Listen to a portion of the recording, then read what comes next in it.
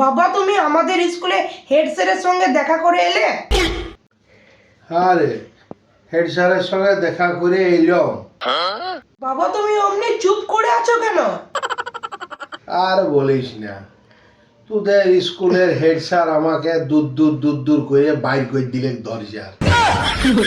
কেন কেন কেন?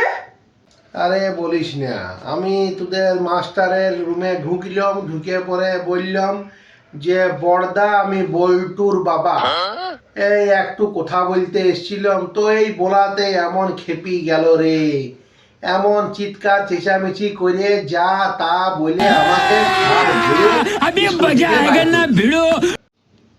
তুমি হেড স্যারকে বড়দা বললে?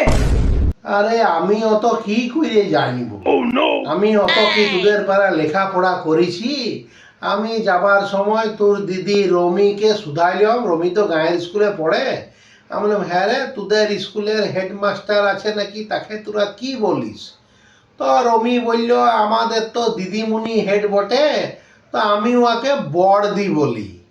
তো আমি ভাবলাম রমি যখন ওকে বড়দি বলে, তাহলে তোদের স্কুলের হেড স্যার বড়দা হবে।